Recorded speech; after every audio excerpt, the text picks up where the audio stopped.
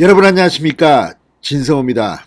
그동안 내부 총질을 하면서 말썽을 피우던 홍준표 의원이 갑자기 오늘 이 선거대책본부에 합류하겠다고 공식적으로 밝혔습니다.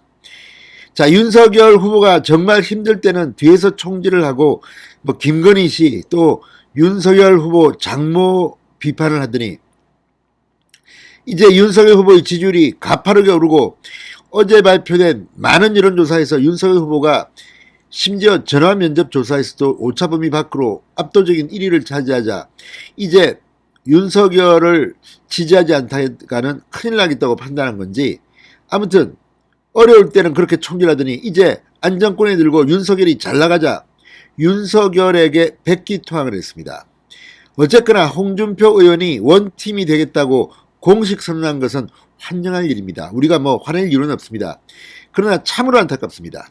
선거전에서 다 합니다. 어려울 때 정말 총질하고 뒤에서 야야 후보 바꾸자, 후보 교체, 이렇게 홍준표의 지지자들은 공개적으로 설쳤습니다. 그리고 그게 예의치 않고 윤석열이 잘 나가자 이번에는 안철수로 단일화하자, 안철수 윤석열은 안 된다, 이런 목소리를 내는 홍준표 지지자도 있었습니다. 물론 홍준표 의원이 직접 안철수로 단일화하자고 말하지는 않았지만 공개적인 발언을 보면 안철수는 참으로 훌륭한 사람이고 윤석열은 참으로 모자란 사람이었습니다. 이렇게 공개적으로 윤석열을 뒤에서 총질하던 홍준표가 갑자기 이렇게 원팀이 되겠다, 선대본부의 상임고문직을 맡겠다고 하니까 많은 사람들이 지금 어리둥절합니다. 물론 잘 된 겁니다. 아마 물밑에서 이 이준석 대표나 이런 이 정치인들이 윤석열, 홍준표 사이에 원팀을 위해서 노력한 것 같습니다. 홍준표 의원도 그런 비슷한 말을 했습니다. 그런데 문제는 지금 와서 홍준표 의원이 뭘 할 수 있느냐는 겁니다. 지금 홍준표 의원을 지지하던 2030은 이미 윤석열에게 다 왔습니다. 요즘 여론조사를 보면 윤석열 후보는 2030 지지율이 압도적으로 이재명보다 높습니다. 그리고 그 모든 것이 2030 남성들, 여성가족부 폐지 등의 공약을 통해서 이준석, 원희룡, 권영세 이렇게 이 윤석열 후보를 바치는 이들에 의해서 노력돼서 쟁취한 겁니다. 그런데 이제 이쯤 되니까 야, 내가 밖에서 아무리 흔들어도 윤석열 이거 안 떨어지네? 이러다가 내가 죽겠다. 지금 얼마 전에는 마치 나를 출당시켜달라, 권영세, 이런 협박까지 했습니다.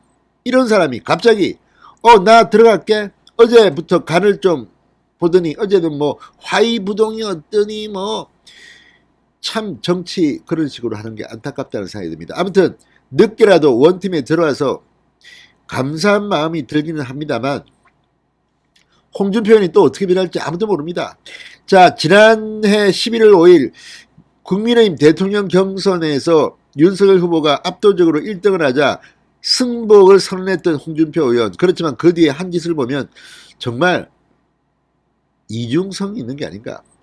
지금 들어왔는데 또 이거 언제 표변할지도 모릅니다. 게다가 지금 홍준표 의원은 당에서 나가라, 제명시켜야 한다는 목소리가 높습니다. 이런 가운데 목숨을 부지하기 위해서 이렇게 한 건지 그렇긴 하지만 그래도 늦기라도 잘했습니다. 그렇지만 본인이 3월 9일까지는 대선에 대해서는 입도 뻥긋하지 않겠다고 해놓고 계속 또 윤석열을 공격하지 않았습니까? 아무튼 약속이나 좀 지켜. 아니 진짜 홍준표가 도와주는 길은 3월 9일까지 그냥 입 닫고 조용히 숨어서 어디 미국이나 영국이나 어디 좀 가십시오. 좀 보이지 말고. 홍준표 존재하는 그 자체가 윤석열한테는 힘이 들게 할지도 모릅니다. 아니면 제대로 이재명 후보를 공격하든지. 그동안 이재명 후보 공격은 거의 하지도 않고 매일 윤석열만 가지고 갈구었던 홍준표.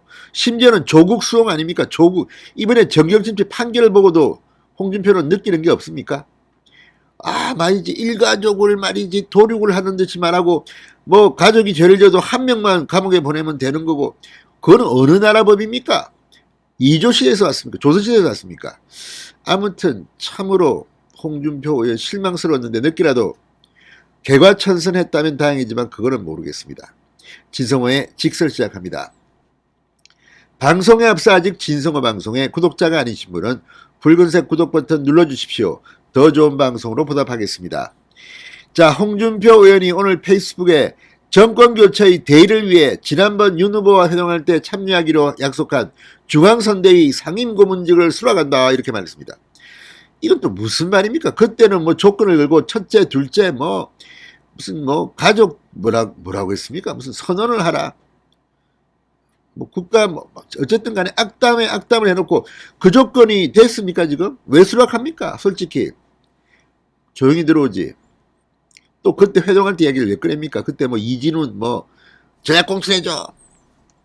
아무튼 홍준표는 이렇게 말했습니다. 더 이상 무도한 정권이 계속돼 대한민국을 농단하지 않도록 윤 후보가 요청하는 대선 자문에 적극 응하도록 하겠다. 새로운 세상을 만들도록 노력하겠다. 그간 오해를 풀기 위해 실무협의에 나서준 윤 후보 측 이철규 의원, 우리 측 안병용 실장에게 감사드린다. 자, 그런데 이걸 보면 지금 이렇게 참여하겠다는 이 말도 굉장히 기계적입니다. 기술적입니다. 상임고문직을 수락한다. 참. 아직도 정신 못 차렸습니다. 화끈하게 윤석열 후보는 훌륭하고 이재명은 나쁜 후보고 뭔가 이렇게 좀 화끈한 말이 나와야지. 이게 뭡니까? 상임고문직을 수락한다. 자기가 대단한 사람인 줄 알고 착각하고 있습니다. 아무튼 이걸 보면 이준석 대표 오늘 이렇게 말했습니다. 항상 당을 위해 많은 고언을 해주시고 후배들을 위해 많은 것을 나누어 주시는 홍준표 대표께 감사하고 또 앞으로도 많이 배우겠다. 이 말이 아마 홍준표 의원을 뒤통수를 친 것 같습니다. 후배들을 위해 많은 것을 나누어 주시는 홍준표 대표? 뭘 나누어 줬습니까? 후배 걸 뺏어가려고 한 거 아닙니까? 많이 배우겠다. 많은 고언을 해주시고, 고언이 아니라 악담을 했죠. 내부 총질을 했죠. 이 이준석의 글이 홍준표 뒤통수를 때린 것 같습니다.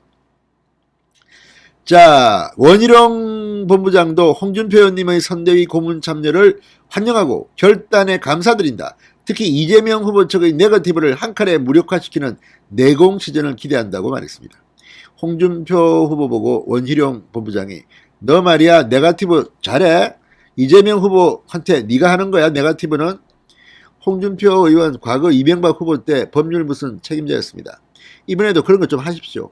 좀 제대로 일 좀 하시기 바랍니다. 아무튼 홍준표 의원이 원팀이 되겠다고 하는 이 SNS 글도 수락하겠다 상임고문직을 대단한 임무를 하셨네 이런 생각을 하는 사람들이 많은 것 같습니다. 그래서 문제입니다. 게다가 홍준표가 할 수 있는 거는 안철수에 대한 공격입니다. 안철수만 만나면 훌륭하신 분 거짓말도 안 하시고 말이지. 윤석열은 아우 창피해서 나 못 도와주겠어요. 내가 이거 그렇게 말하는 홍준표 아닙니까? 입 다물고 3월 9일까지 그냥 계시는 게 좋을 것 같다는 사람들도 많습니다. 진성호의 직설이었습니다. 여러분 감사합니다.